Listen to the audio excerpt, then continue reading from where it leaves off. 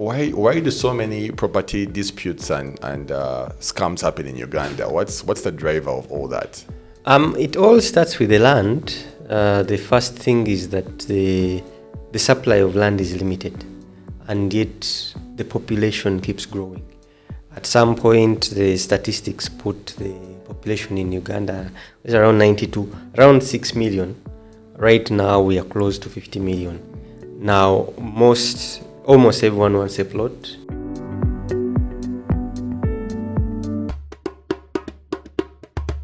Play it loud. Play it loud. Play it loud.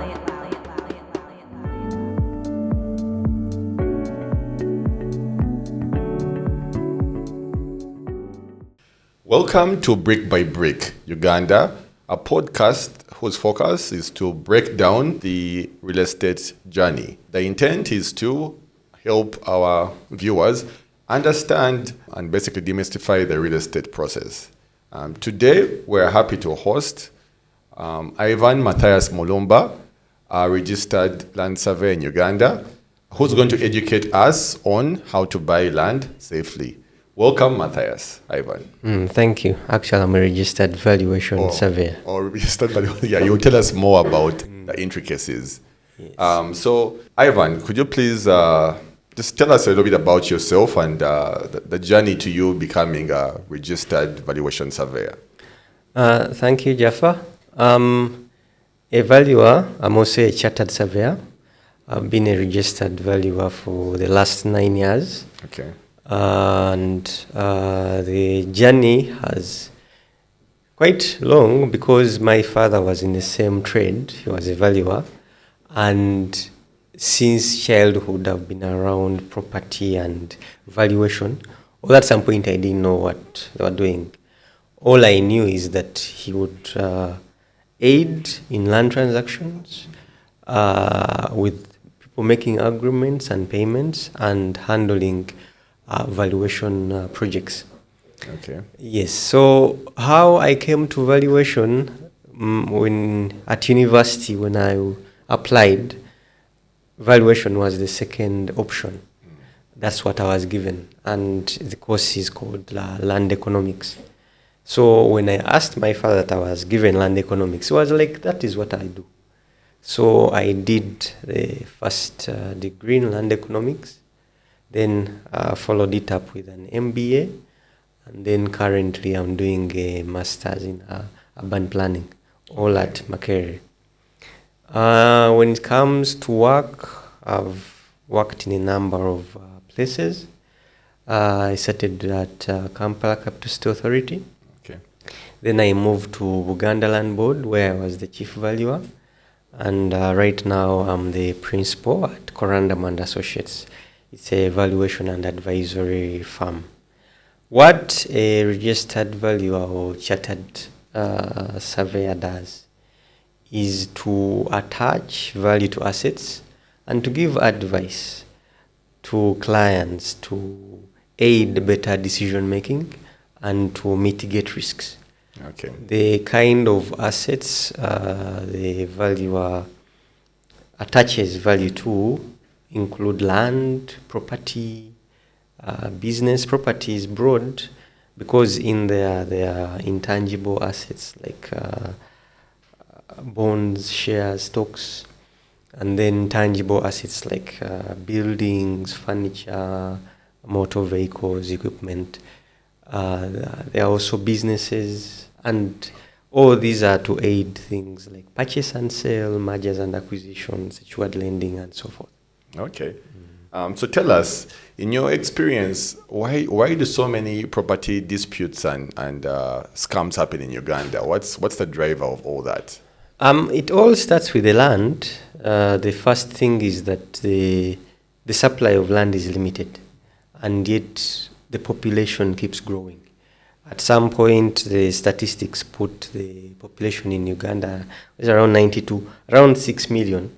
Right now, we are close to 50 million.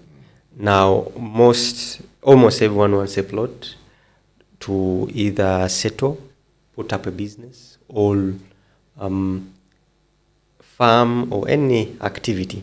Yes. And yet, few people are willing to sell, and also the areas that one would consider good or ideal, the supply is limited. Many people want to be in Kampala, Wakiso, those prime areas, all towns. Now, what brings the scams and the fraud? One, the other point is that there are different sectors in the country are not so developed. So people can't go there and make money. To say build and have a factory requires finance, knowing how to run it and having a product. Now many people don't. So they look at land as the only option. Something everyone wants, either to build or hold. And because we have different characters as individuals, some go into it to scam others, take advantage, make money and run away. Then others, it's the ignorance. They don't know because we've not educated them. We've had so many people moving around, rural, urban migration.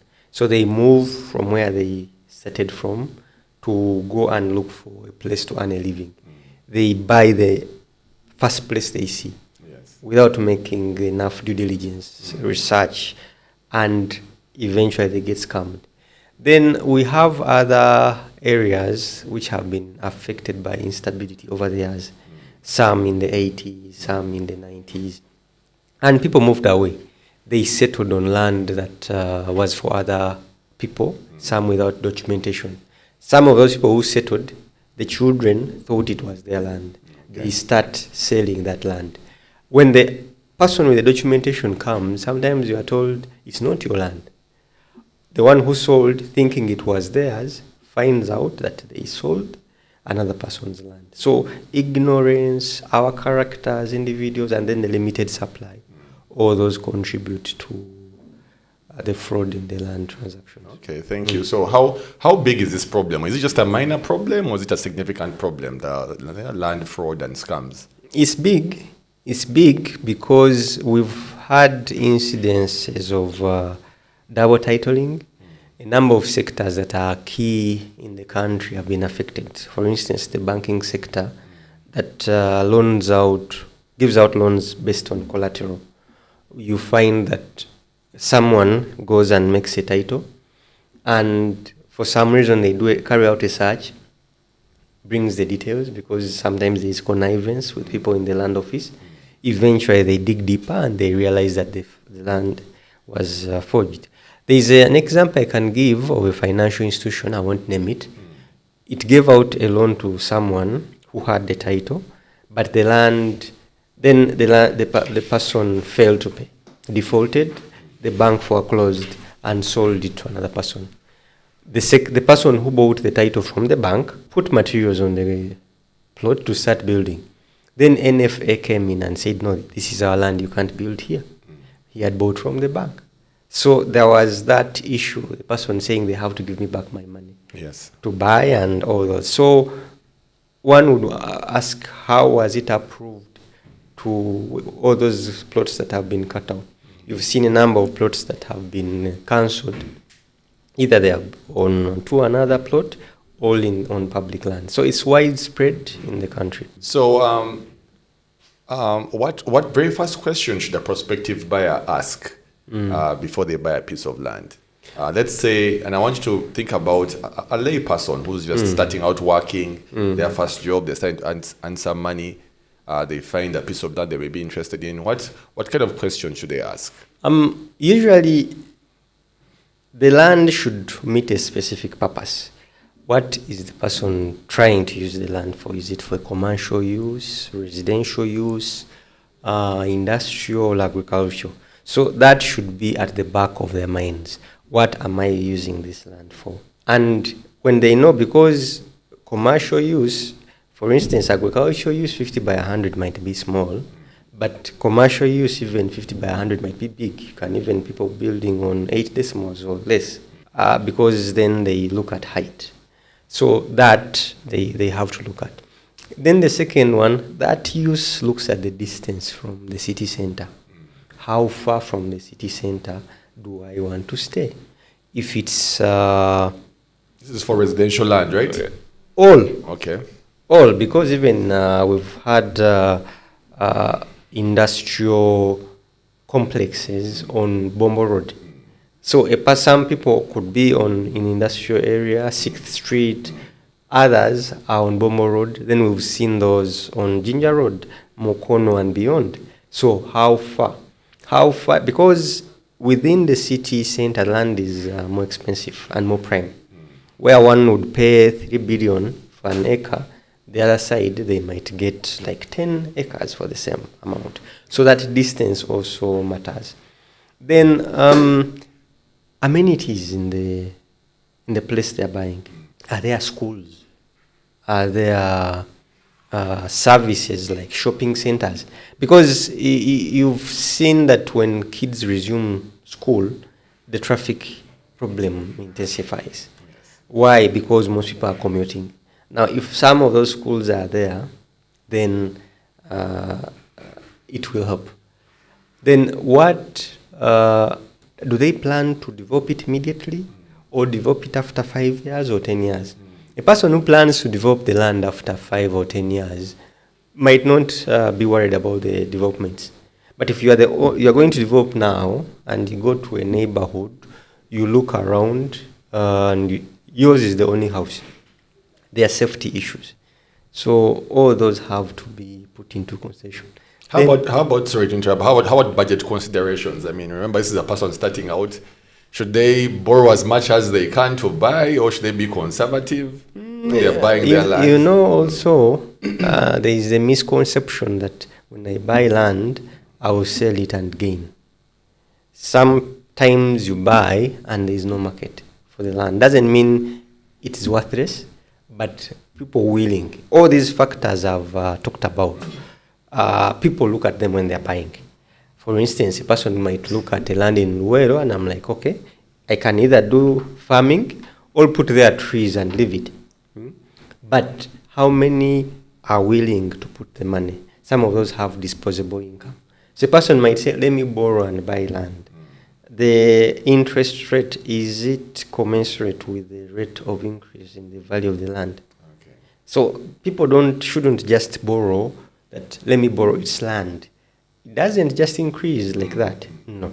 You have to look at the growth rate. Yes. So in some aspects, it's better for a person to save. There are saving options where a person maybe deducts an amount from the salary every month. Because when you need the land, you go to places you didn't know that were there actually. Okay. So walk us through the different types of land ownership, because we hear about Chibanja. You mentioned that you've worked in Buganda land board before. There's Chibanjas, there's Customary, there's Mailo. So walk us through the different forms and what are their features? There are 4 systems of tenure in Uganda. There is Freehold, there is Leasehold, Mailo land, and Customary land. The systems of tenure, Chibanja is not one of them. Okay. Yes, Mailo land has 2 aspects. There is the official Mailo and the private Mailo.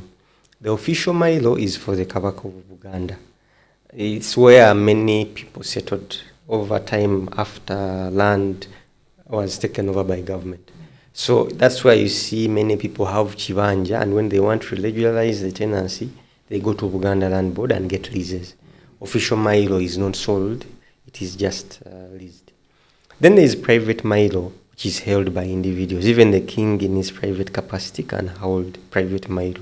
So what you see different individuals or companies exchanging is private Mailo from one. And Mailo land is in Buganda, because it's a product of the 1900 Buganda Agreement. The second one is freehold land. Freehold land comes out of public land, and it's you apply either to the District Land Board or Uganda Land Commission to get a freehold. This is freehold even in other parts of the country, for instance, in Mbarara and all those regions. People have freehold. Leases, that's the third one. Leases can be given by different entities. They can be given by the church. They can be given by entities like Buganda Land Board. They can be given by Mailo owners. They can be given by companies. For instance, you buy your Mailo land, maybe you don't have the money to develop, and you've seen the petrol stations, the way they're expanding. They approach you that give us a lease for 10 years on your Mailo land. You do that.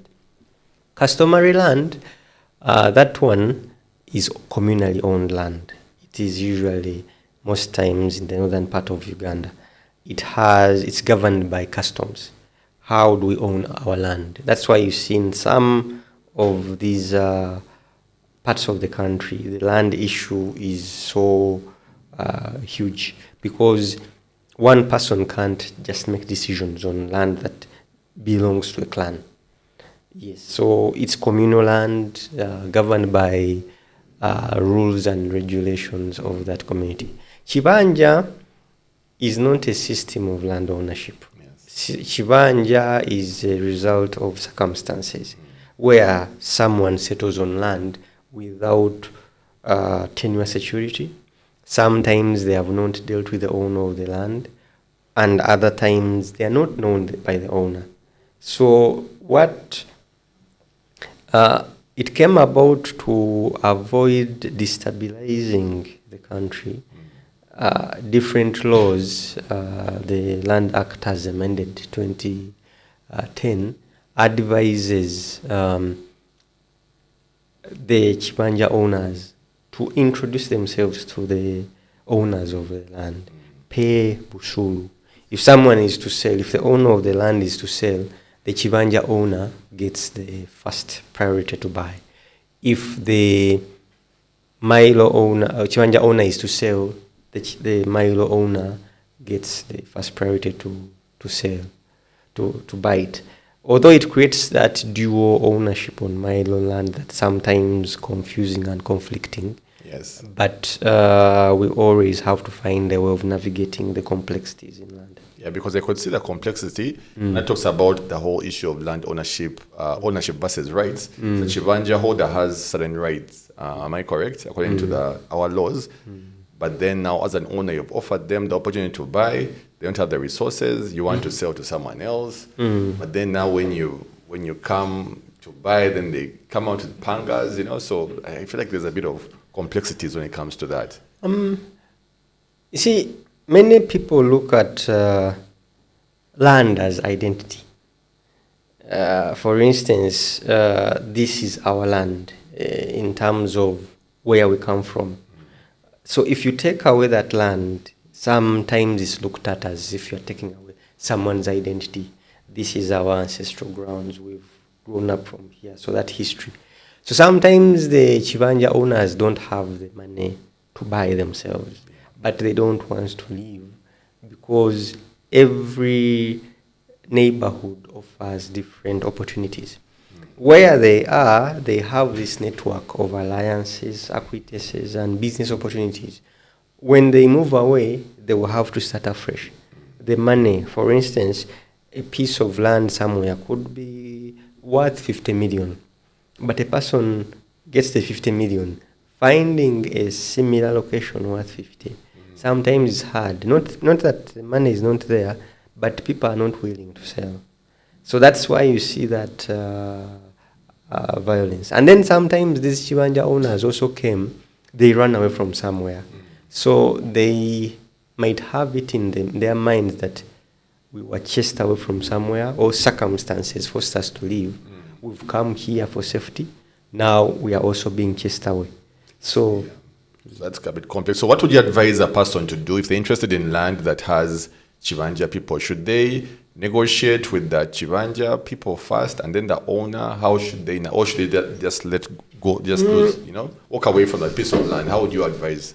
One thing they must keep in mind is first make sure that this Chibanja you want to buy, the person is known by the owner of the land. Because that is a requirement by the law.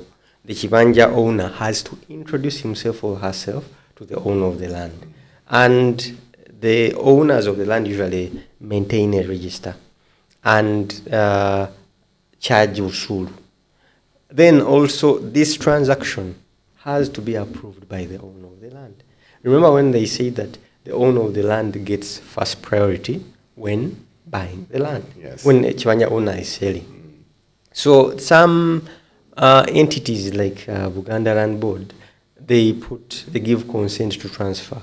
That is, you pay a certain amount and they write for you or giving a go-ahead to this transaction. Why they do this? To avoid scenarios where a person sells the land and denies it, or sells the Chibanja, not the land, Chibanja, sells the Chibanja to 3 more people. So 3 people come claiming the same parcel, Yes. which brings confusion. So to streamline transactions, the owner of the land, the one with the Mailo interest, the freehold interest, because Chibanja is not just on Mailo land. Chibanja can be on freehold, can be on leasehold. Okay. So the owner of that interest must be aware before you transact, because you own their land. What if the person wants you off? Someone might not know that you own their land. I see where this creates complexities because, again, if I'm to take a deep dive, there are situations whereby, for example, a Chibanja owner with his rights might want to sell his rights to someone. You have a situation whereby now the person who has the title, they want to sell. So really, how do you navigate that? Because a person can ask you, say you have rights. Where did you get them from? I'm a Chibanja. Who gave you the Chibanja? I've been here.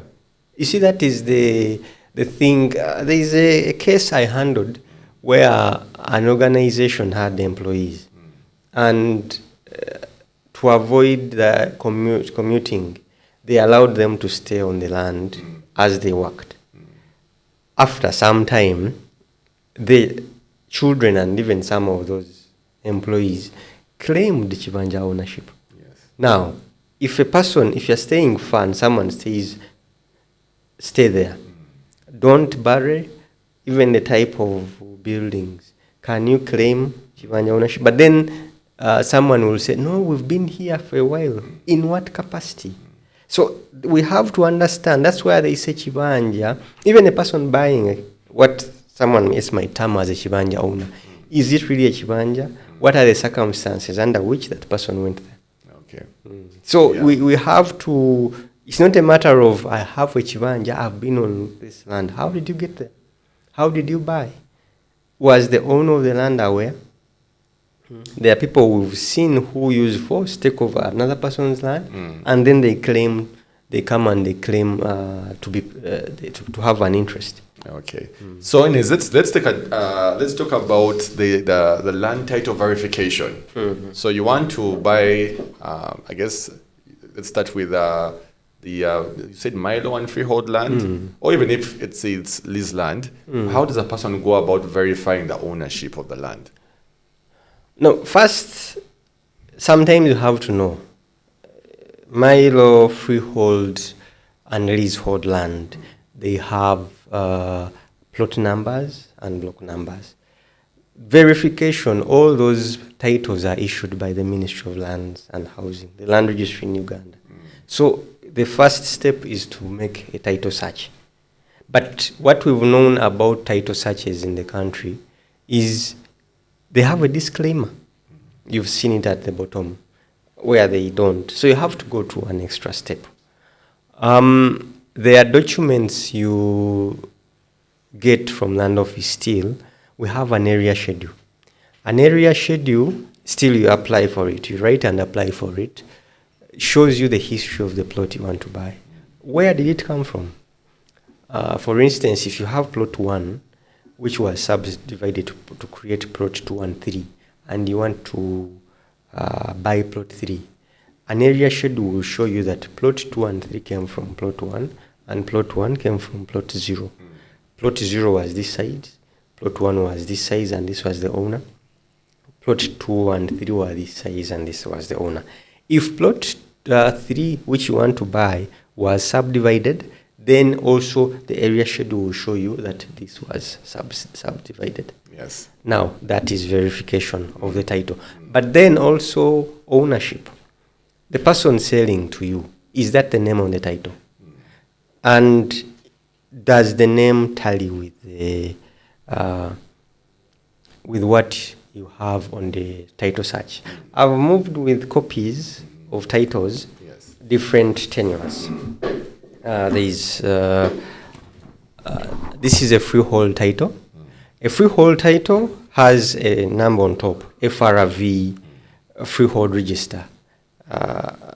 It has a number where you can find it. So it's different from a Mailo, and since it's given by the government, but it also has the area, it has the county, and the owner. But it also has a print like this one, showing the size of the land. The number, plot number, and the block number on the print should tally with what is on the first page. There are times when someone can attach a print of a different plot to this, when it doesn't. Now, a leasehold certificate of title, like this one, the other one had FRV. Yes, sir. This one has LRV, leasehold register. Okay. A lease is for a specified period of time, and it does not guarantee full ownership. A lease can be for 5 years, can be for 49 years or 99 years. The leasehold title should show the lease, the years, the term of the lease. Say, this one starts from 1st March 2011 for 99 years. It also has to show the size. And this, unlike the others, the lease title should also have an agreement. Who gave this lease? What are the terms of the lease? You should be able to go to whoever gave the lease to confirm. Oh, okay. To confirm. I can give an example of Uganda Land Board where I worked. You can go and confirm. There is a record. Has this person been paying ground rent? Do you know this person? Or did the lease change hands? And I'm just getting this. Then a Mailo title, like this one. It has different pages, but it has county, plot number. But inside, most people are most conversant with this page. That will show you the size, it will show you the county and the owner. So you've noticed that the different systems of tenure have different titles. Now, after verifying the title, maybe I can go an extra step. You have to verify where the land is. Does this title tally with the land? And that is where a land surveyor comes in. Yes. A land surveyor does a location survey to locate the land, and then also opening boundaries. When you say, if this deed print says that these are 10 meters on this side, even on the ground they should be 10. If you measure, if this side they are 15, there are cases where you find one neighbor has encroached on another person's land. That's when you harmonize that and know whether to buy or not to buy. Yes. So how about customary titles? What kind of documents do they come with? How can a person verify? Customary titles are recent, and they're also issued by the government. There are cases where they have been issued in Mbale and in another part of the country. Still, verification can be done at the land office because there is a register. Yes. What a person might not verify from a register are bibanja, because a register of Chibanja owners is usually held by the Mailo owner. Now, not every Mailo owner is as big or as organized as entities like, say, Uganda Land Board that has a register. So for Chibanja, you might not be able to verify. That's why you have to find out. Sometimes you find out where is this Chibanja located. You get coordinates, and then you go to the land office where they give you a print that shows you that this Chibanja is on this plot. Oh, okay. Okay, actually, so you get a surveyor, they pull for you the coordinates of the Chibanja. Then if you go to the respective land office, they can tell you the title on which that Chibanja falls. Yes. Okay, then maybe then you can go through the steps of finding out who the owner is. Yes. Now, I have a situation whereby I bought Bibanjas, and usually the sellers have agreements. They have LC agreements where they show, this person bought from a Chibanja from their person and everything. And is that how that the typical paperwork Chibanja people have? Is LC1 agreements? In a way that has contributed to conflicts because agreements can be forged. when you formalize, a Chibanja owner formalizes ownership with the landowner. They should be given a certificate or a document showing that we know this person. Yes. This is a Chibanja owner who we know. And some entities, like I'll give an example of Uganda Land Board, gives a certificate that shows who you bought it from and who they bought from. So to have that record. And there are people who both neighbors have to sign. The neighbors this side has to confirm, even the neighbor this side has to confirm. The challenge we have with the agreements for Chibanja owners is that they can be forged. And they can be so many, hundreds of agreements. And to go through all that to find out which is correct and which one isn't is usually a legal issue that I might not go deep into. Yes. But one thing I know is that if it's possible, deal with someone who has a title. Okay. Or if you are to buy a Chibanja, make Look sure for the title owner. Make sure you now for our viewers, some of whom might have Mailo titles, but they have Chibanja people on the land, and they want to straighten this process and give them agreements or certificates that you mentioned. Can your farm conundrum support landowners with this? Can they help them get organized and give them, you said you seeds or certificates of ownership? Yes. One, it's not just certificates. If someone has a Mailo or a freehold with settlers on their land, they can give them leases. If it's a lease, they can even give them sub-leases. For instance, a person could have, we've seen these huge chunks of land where a person has bought maybe a piece of land in Masaka, but they don't stay there, and settlers come after time, and they just settle in non-so-orderly way. The owner can decide that, okay, let's organize, cut out plots, put all of them in specific areas of the land, create roads, and leave land to use, and then give them leases for 49 years, leases for a very given time. But since leases come at a cost, some people might not agree with the leases, but still, the landowner can parcel out plots because the other deed print I talked about, parcel out plots, then have an agreement with the different Bibanja owners how much to pay. If a person has, say, 10 acres of land, but they can pay for 4, then they should surrender the 5 or the 6 and remain with what they can pay. The challenge comes in when someone has land, can't pay for it, and wants it. What is the typical payment? I know government regulates the payment Chibanja owners should pay. Yes, there are fees that are given per year in different parts, municipalities, sub-counties, that start from 1,000 shillings. And that's what discourages landowners. A person might say, this Chibanja owner has rentals on my land, or has a farm where they make millions, but they're just giving me 1,000. Yes. So in some circumstances, it comes with making an agreement. Agreeing, the two sides agreeing to create harmony. That's why I talked about the surrender. What do you surrender and what do you keep? So that the landowner can also use the land. When you take the rights from the owner of the land, the person with the documentation, then you are discouraging land ownership. You are discouraging secure tenure. Okay. When all transactions are in Vivanja, and yet people are giving these as security to banks, it creates a situation at a given time where the bubble will burst. Imagine there are many cases when the government is creating roads. They have to pay the landowner, and then they have to pay the Chibanja. Sometimes the Chibanja owner wants to take more, so the landowner says why. Someone will argue that the Chibanja owner developed it, but then if the landowner also wanted to develop it, wouldn't he have developed? So in most cases, we have to reach that agreement and create harmony, create an organized environment. Okay. Because most Chibanja owners, if you've seen where they are, it is a slum.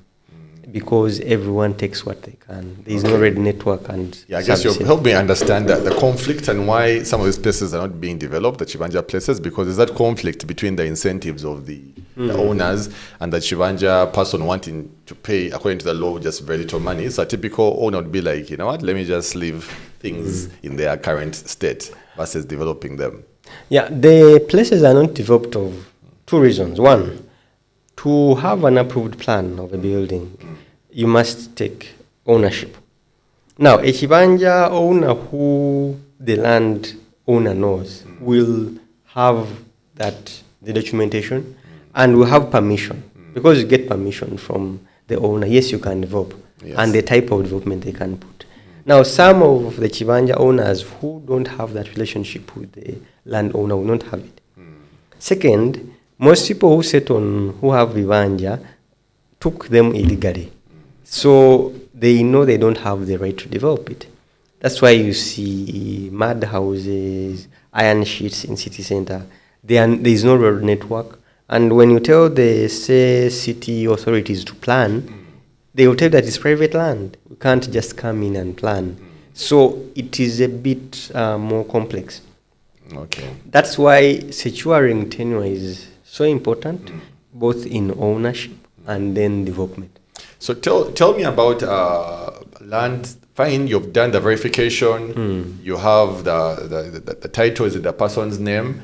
But then there's some land that's going to buy in Lutembe. Then right before I paid the party, someone who was walking by told me, oh, that is, I think it's called Riser land. There's a conservatory group called Riser. And apparently there are some birds that come from Europe to the land. And so you can't, even if you have the title, you cannot just develop the land. So issues like maybe like wetlands. So what kind of like, so beyond ownership, what kind of encumbrances are typically on land and how can a person who wants to buy check on those? First, the first thing is a person should work with professionals when buying land. And professionals include a valuer like me, include land surveyors, and include lawyers. They will help navigate all the complexities. One thing we have is zoning. Yes. Some places are zoned for residential use, some are zoned for commercial use, industrial use. And then there are places where the government has plans to develop. Uganda is such a strange country that you might not know that 40 years ago, a plan was made to put a road in a certain place.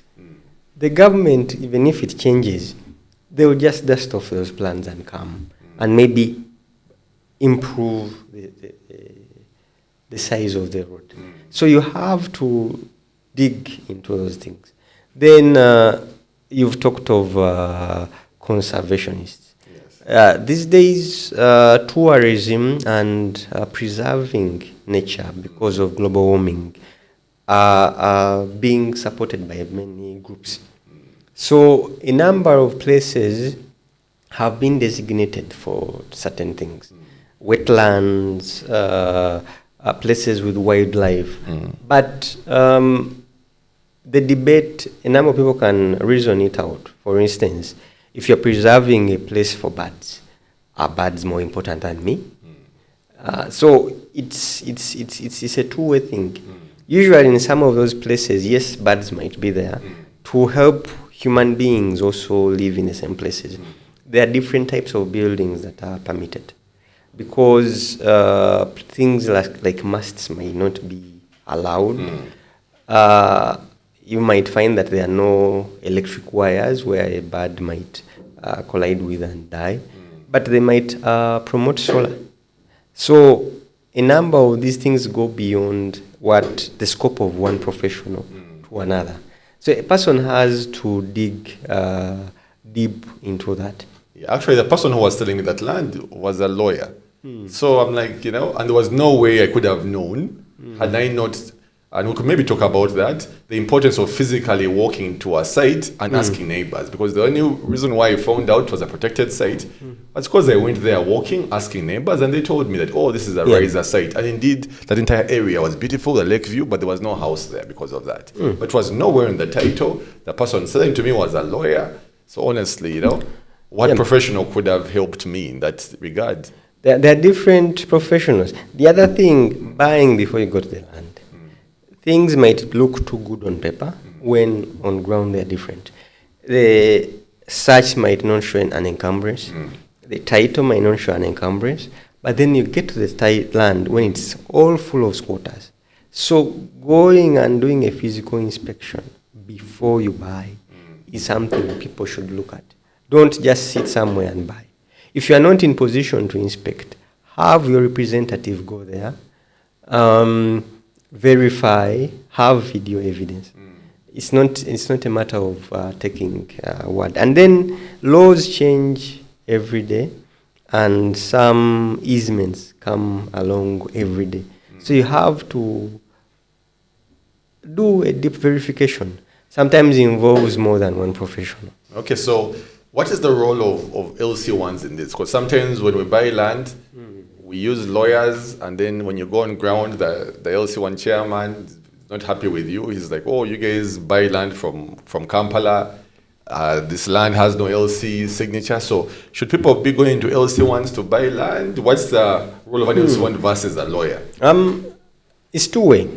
Because of the instability that was in the country in the 80s and before, LC1s were like the guardians in the neighborhoods.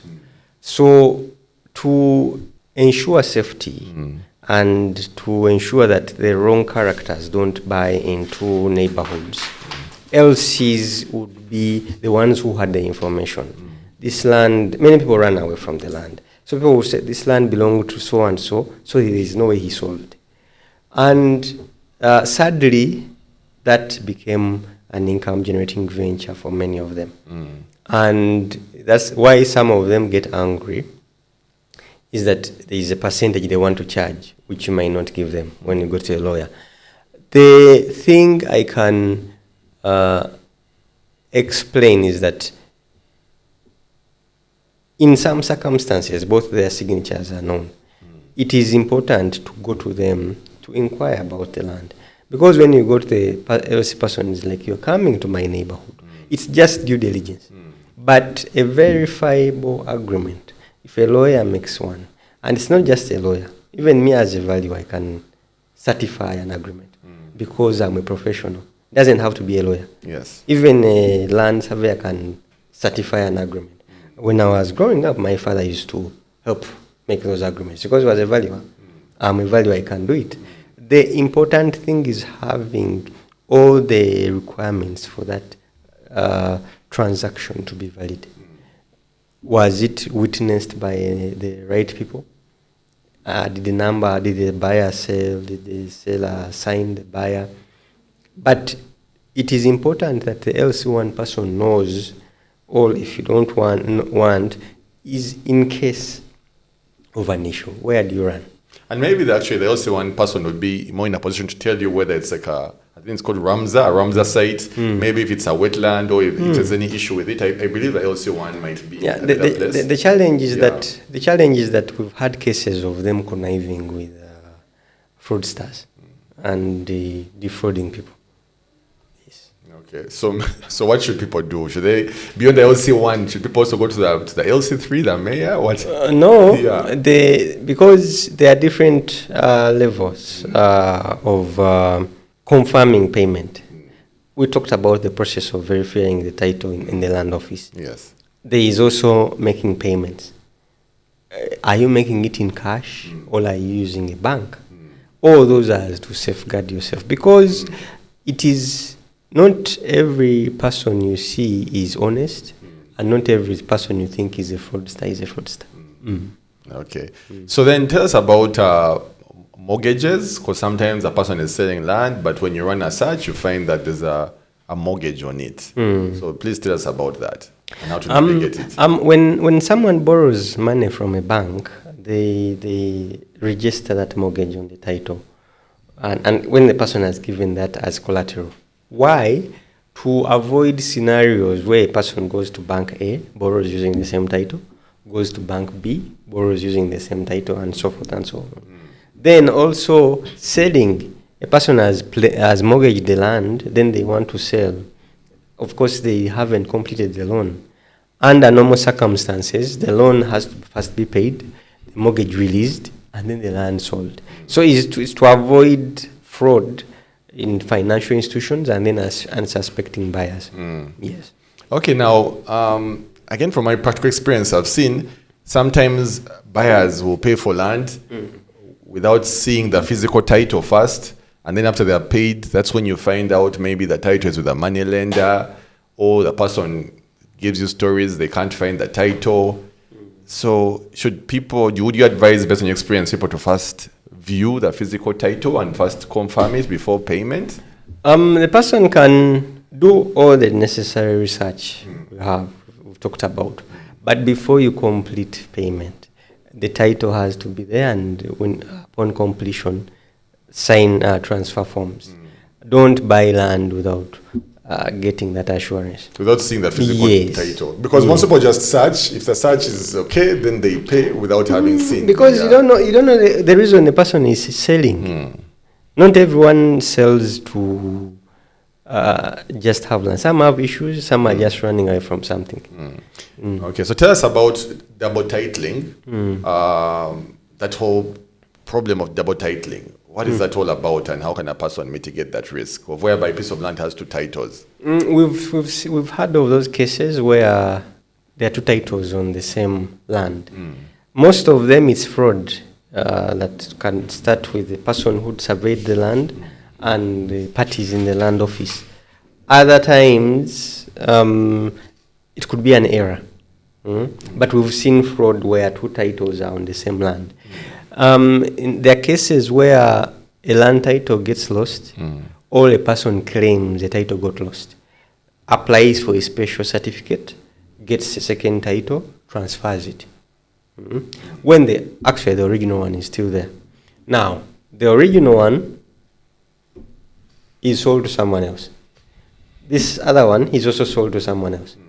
Now, when these two go to the land office to transfer, they're like, no, there are two titles on the same. You see, all that is fraud. Those cases. That's why when a person gets a special title, they first advertise in the Gazette. But a number of things have been flagged, especially with the system where things are digitalized and digitized. Other cases, yes, but largely is fraud. So we have to be vigilant with land. So how can your firm help a person, you as a professional, are you able to help a person mitigate that risk? Are you able to check and ensure that the person is not facing a case of a double title? You do the search. All the searches I've talked about before you buy land are valid. The cases where we've had double titling have some started with people getting special titles, other times fraud. And then cases where people fraudulently transfer titles that are not theirs. So is it that process you mentioned of checking the area schedule and the history of how the land has moved from one point to another? Is that how a person will be able to check to see if it's But then also, even when you own the land, once in a while do a search on the land. Because we've had cases of the owner of the land passing on, and then the children have conflicts. One connives and they create another title on the land. So in all of it, you see connivance and fraud. But mitigating it, keep your documents safely. That's one thing. And follow the procedure. Don't just leave your title anywhere or with anyone. Okay. All right. So now we're looking at the closing process. You've checked the land. You've gone and seen the LC1, you've spoken to the neighbors, you physically inspected, and you're now comfortable. So again, we're seeking to educate that person wanting to buy land safely. What should they do next after they're verified and they're ready to pay? Should they go to the bank and get cash and pay? What should they do? There are circumstances when you can withdraw money and have the transaction in the presence of LCs and all that. Most times, some people take photos when they're having that transaction, so as not to deny it. But to be on a safe side, wire the money on the person's account and give the reason. So that is recorded. Because we've seen cases where people deny the money. You can have a photo and someone is like, I was not selling him that land, I was selling him the other land. So you mean, so does the person need an agreement, some kind of agreement, or can they just, you see When- the land, you like it, the person has a, so Yes. walk us through that process. Yes, there must be an agreement. Okay. That I bought this land. This land is, say, this many acres. This land is in this neighborhood. I've paid this amount. If it's in installments, a person can say, I've now, on this date, I've paid this amount. And the mode of payment was the mode of payment using EFT, all cash. And then the date when the money was received and was there. Yeah. So tell us about, the situation of diaspora investors who may not be on ground. What unique challenges do they face, and what can they do to, to mitigate those challenges? By not being on the ground, to go around and ask the LCs and all these things. What advice can you give? Some of them, we've mentioned them. They are not on ground, so they don't talk to the neighbors and everything. And then the environment where they stay and what is here, things might be different. A person, usually diaspora clients, buy based on what they see online. But sometimes they trust relatives. They send them money, the relatives use it, and they don't get the land. Other times, it could be an estate that has land that is good, and then land near the swamp. So a person pays for land near the road that is good. When he comes back, they have been given the land near the swamp. Yes. So they get all these, and since many people think they are abroad and they have money, sometimes they are overcharged.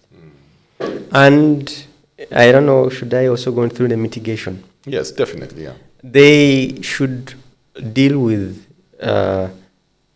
professionals that are trustworthy. And how are those, who are those professionals? Those are the ones with the addresses. The person has an office. The company is registered. And they deposit the money on an account. When someone is buying, there are ways, advised, recommended ways of dealing with clients' money. You can open an account as a firm with the purpose for that, so that the other person deposits on that account that is separate from your account as a business. If a person is depositing it all at once, well and good. If a person is depositing installments, well and good, but there must be evidence. Then the professional, I went to the different professions, can be a valuation firm, a law firm, a surveying firm. The professional has to do the due diligence. Are these registered professional or yes, or people who? Because I know many people call themselves valuer. No, so the person should they be registered? You see, like a valuer is one who is registered. A land surveyor is one who is registered. One who is not is not. Okay, so are there platforms where people can check to see if people are registered? For instance, right now the Surveyors Registration Board has a platform where you can put in a valuer's name. If the person, and you pay a certain amount, it could be 10,000 or something. Then they send you an email saying that yes, this person is there. This is their registration number. You can confirm before you start engaging the person. But then, even in the transactions these days, you've seen all these cameras around.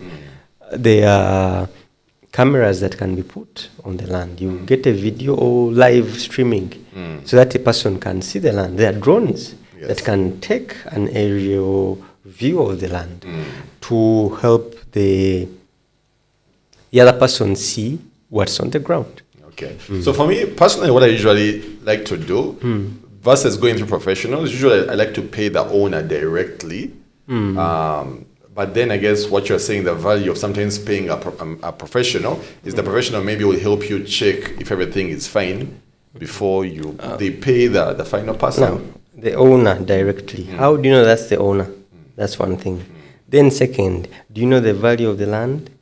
So that's where the valuer comes in to assess the value, to tell you that this is fair. given is like I've given an example of an estate where some plots might be on the road, others near the swamp. They can't be the same. Okay. Then also the different tenure systems. Is it Mailo? Is it Leasehold? The figures are different. Okay. The professional comes in to look at all that. All right. So thank you very much, Ivan. So any closing thoughts or advice you can give our viewers as to how they can avoid scams, buy land safely? Like, what are the key, let's say, 3 or 2 or 4 points you can give people to avoid being scammed? The things they have to look at. One of them, they shouldn't be in a rush to buy. But you could lose out. They could lose out on a good deal. Land. Let me give an example. Areas like Chisasi, Nigeria, were nothing many years back. Right now, they are prime locations. Yes. Those days people were going to Bugolobi, Kololo. So what you might think is nothing today, 5 years down the road can be something. Don't rush. There is land everywhere. And there are different ways of developing. Maybe you are thinking, oh, I need a big compound and everything. And then you build upwards, more floors. So let them be. When you're not in a rush, you do the necessary research. Then look out for those deals that are too good to be true. You find a piece of land that is being sold at a discount of 20 million. Too good to be true. Why?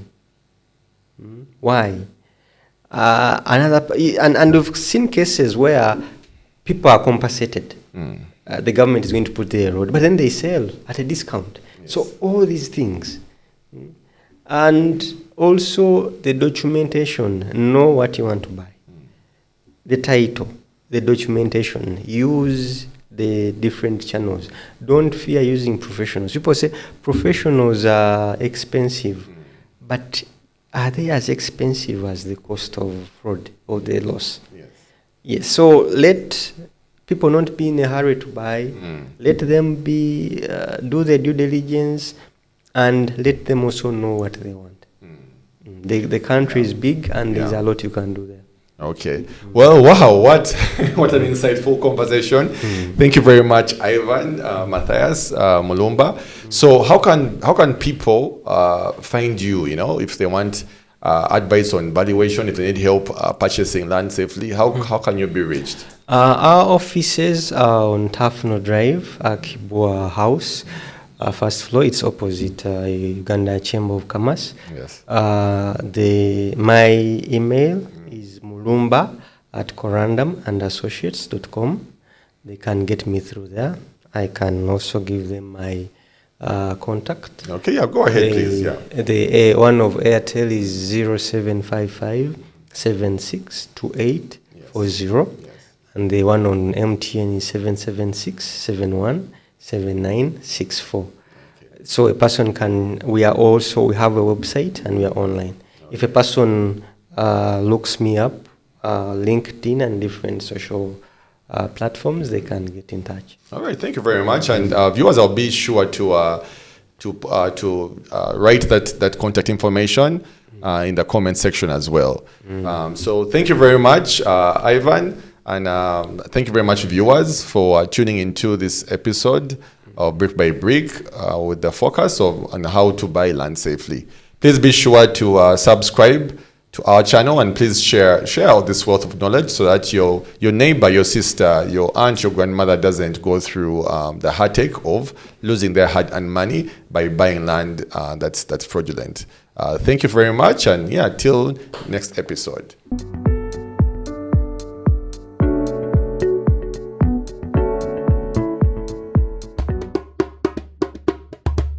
Play it loud. Play it loud. Play it loud. Play it loud.